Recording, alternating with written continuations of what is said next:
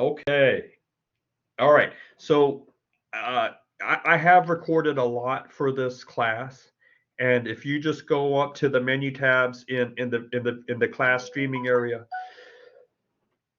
you can see the recordings. I just, this is embarrassing to admit to you, but I just figured out today how to rename them. So I'm going to I'll name them so that it's easy for you to see what that old recording is about. If you have any outstanding assignments, you haven't done them yet, I would really like you to get caught up in October, and that might mean that you have to go look at one of those videos to kind of really get a good sense. Although there should, the explanations should also be in the work folders, also the lessons. There should be videos there as well. But, you know, a double dose, maybe that'll help. Who knows?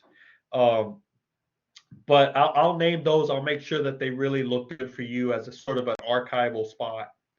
And I know though that it seems that the audio is lagging a little bit.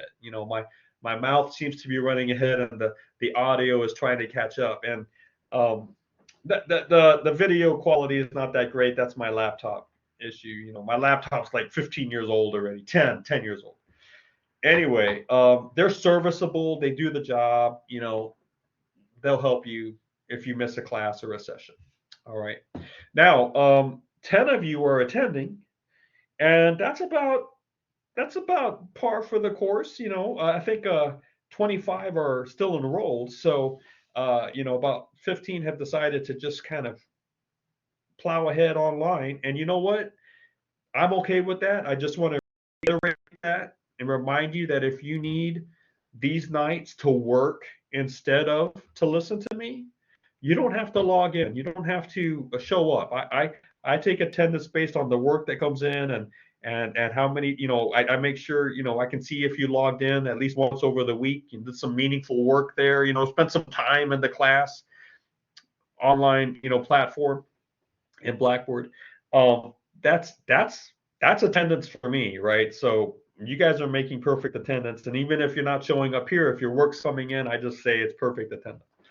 So again, probably different from how the average professor does it, but I figured um, a lot of you really are trying to do the right thing and to really put in time in the class. And why don't I just trust you with that?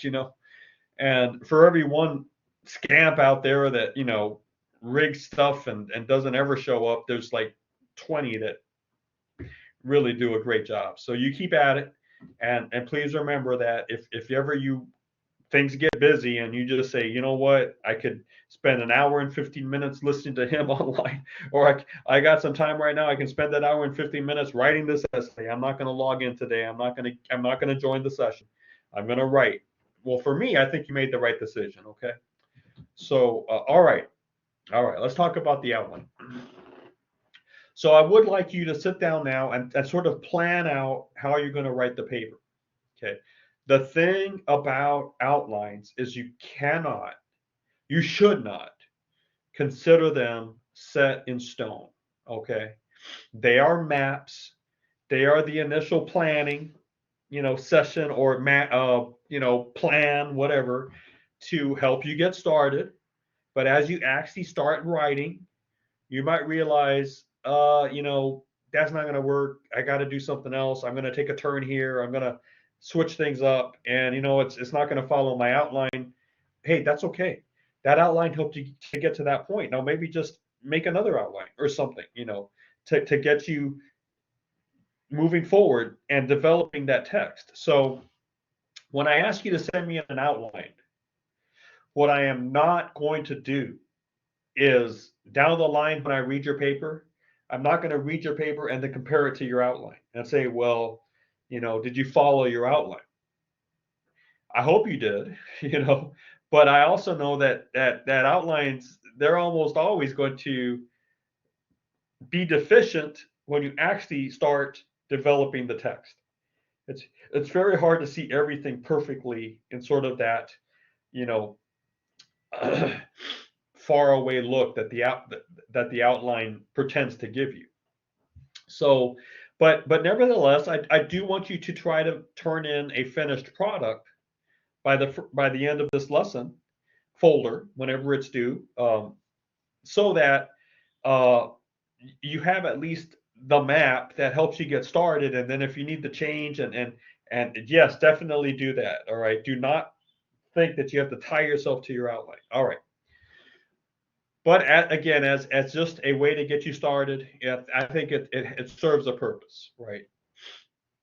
Even having it all out there and supposedly finished, that's good too, because it forces you to think in the big picture way about the paper you're going to build, right? And then when you get started actually building, you might realize, it's not going to work so much anymore. Okay, that's fine. Keep on building.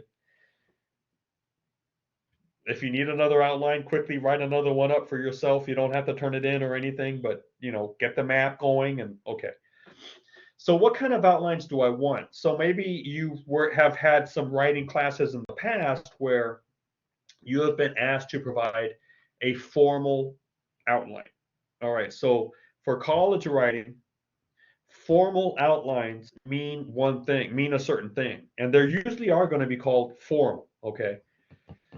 It means that you have Roman numerals for your main points, right? You can list your thesis out, then you have Roman numerals, and then you have, capital letter A, capital letter B for the subpoints, and then Arabic 1, Arabic 2 for the sub points, that sort of thing. I knew I should have cleaned this before I started, but if you'll humor me, maybe I can clean it up and show you what I'm talking about. But I think actually, most of you, if not all of you, just already know what I'm saying, right? The thing is, I've been teaching since 1996. You can still see this. I did, as I said before, I think I did take a year off to work in a kitchen, and I never regret that. That was, it was, if nothing else, it was so interesting. But then I jumped back in, and I've been teaching for a long time. So a lot of times I feel like I know what's happening in the classroom, like your high school classroom, but I don't have a clue. I mean, I, I just don't. Maybe you guys are doing things differently now. I don't know.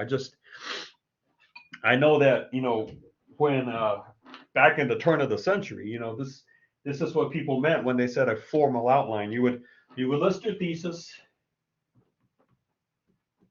right? And then you would get to work,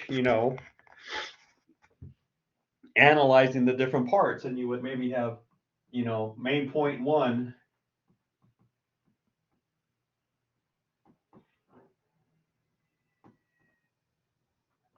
Be helpful if I could spell these things correctly. And then, you'd have main point 2. Maybe you would have a main point 3, but the point was if you had a 1, you had to have a 2, right? And the notion is that the inherent division of analysis. If you have your thesis and you start breaking it down, you're breaking it into pieces, if you will. And if you even make one little snap to it to divide it up, you're going to have at least 2, right? A 1 and a 2. A Roman numeral 1, a Roman numeral 2. Now you might have more, but you need at least this, right? So you might have a 3, you might even have a 4, I don't know. Yeah, but these are all, at your main point levels. But then if you wanted to go into the subpoints, again, if you were going to analyze this, the word analyze literally means to cut up. I mean, if you're going to cut this up, if you will, you're going to have at least 2 parts. If you start breaking it apart like that, maybe you have more. Maybe you had an A, a B, and a C, and some people, they want parentheses or whatever, I don't know. But let's say main point 2, you had an A, you'd have to have a B. If you have an A, you have to have a B. You might have others, but maybe the A, you divided that. You're like into subdivision in terms of how you're breaking things apart and whatever. So at that point, you had Arabic, right? Arabic 1, Arabic 2, maybe a 3. So you had Roman numerals, capital letters, Arabic numerals, and if you had to like subdivide this, you had lowercase letters, like the small small a, small b. And I think if you Google this, you can still find all of this out there somewhere. Someone telling you how to write a formal outline. And I'll just say this: if you like formal outlines, go for it. But they're very constricting. The logical formal outline works really for only one type of paper. And when you try to make it work for all the different types of papers you can write, you end up becoming a one-dimensional writer. All right. Uh, I don't care for this. I mean, you're welcome. Again, if you want to do this, you're welcome to do it. You turn this into me. I'm going to take a look at it. If it makes sense to me, if I feel like this is going to help you write your essay, you're going to get all your points. Okay. But I want to suggest to you the informal outline. Okay. Let's put a big line here. This is formal, and this is informal. Oh boy. What in the world is an informal essay? Hey, it's anything that helps you see the organization of your paper.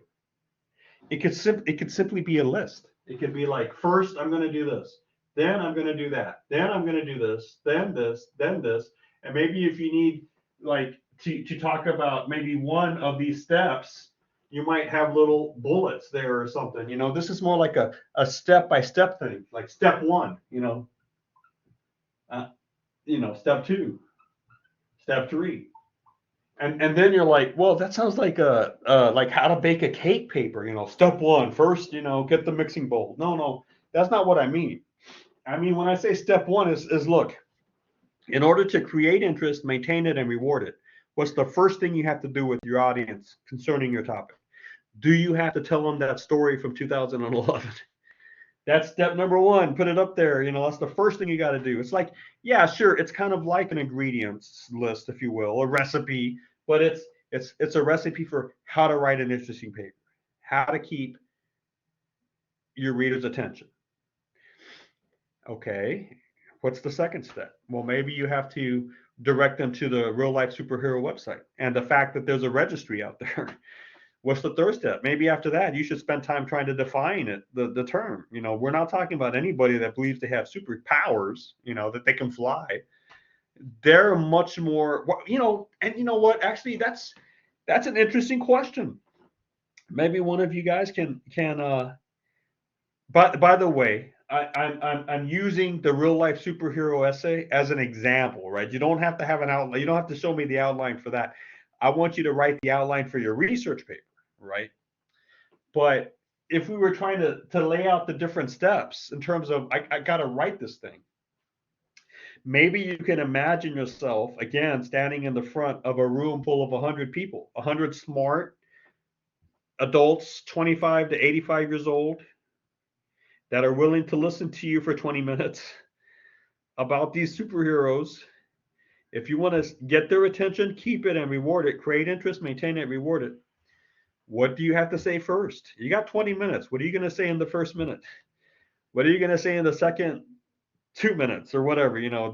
Maybe you need the third thing is a 5 minute chunk, who knows? But it is interesting to wonder why do they call themselves superheroes? Because they're not at all claiming to have superpowers. Very few of them claim to have an arch nemesis. I mean, like if you think about the stories of superheroes, they all have arch villains that they're trying to fight. Superman, Lex Luthor, Batman. Well, just take your pick. Joker, Penguin, Scarecrow. Who knows?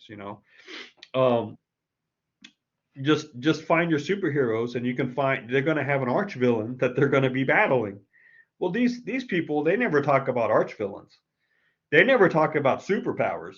Why in the world are they calling themselves superheroes? That doesn't make sense to me, really, at all. Unless it's just they were lazy and they're saying, well, no, I don't want to say lazy, but they're like, oh, well, we dress up like them. Okay, so we'll call it. If it's all based on the fact that they're wearing a costume, well, but you know, when I'm writing that paper, there might be a step in there, right, where I just want to call into question the very um, mechanisms of identification that they're playing around with, right? So in a formal outline, this might be a list of steps, right, that I need to follow as I make my paper. It might be a flow chart. Maybe you have, one box, and then this box is going here, and this box is going out, and this one's coming down, and there's a circle here, and who knows, right? So this is a very visually oriented map. A good outline is always going to be a map. Okay. You can have it written out like this in a very logical way with full sentences, grammatically correct sentences and all of that. Okay, all right. Or you can have maps that look differently but do the same purpose. They guide you. All right, they guide you. Now, I do like the visual elements of this, and another type of outline that I personally use is I represent my essay as a column, as a huge vertical column. And I'll divide it up into sections and paragraphs. So, maybe that is one section, this is another section, section 2. This might be section 3. This is section 4, section 5, and section 6. And, for section 1, I might need 1 paragraph. This might be 3 paragraphs. This might be 3 paragraphs. I don't know. And out here, I might list what the paragraphs are or whatever.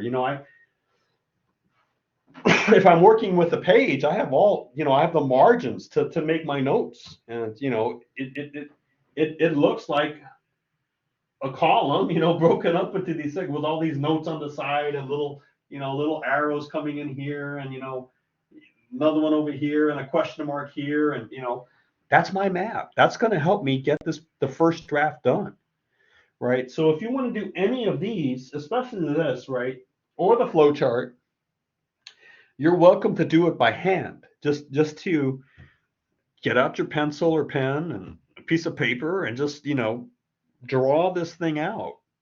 And then when you're ready to turn it in, take a picture of it with your phone, and then send that picture to your email, get it on your desktop, whatever, your laptop, and then from your laptop, upload it into the submission box for when you send in your outline for me. That'll be fine. I'm okay with that. All right. So, I've given you a couple ways to do this. And again, the big goal at the end is, can you please just develop a map that's going to help you write your research paper? And right now, you might not,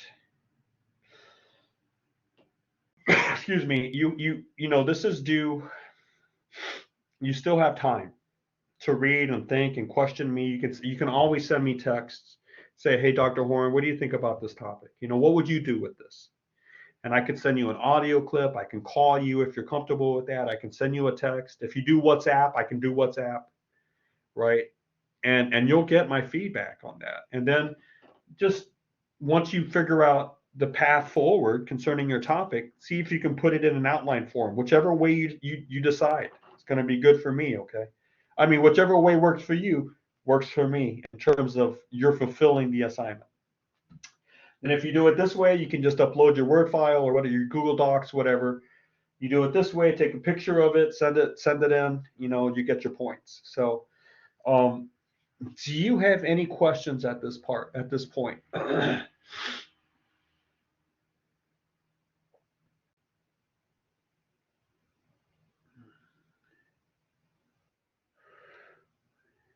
Okay, all right. Well, you can hear my voice is going out, and actually, hang on a second.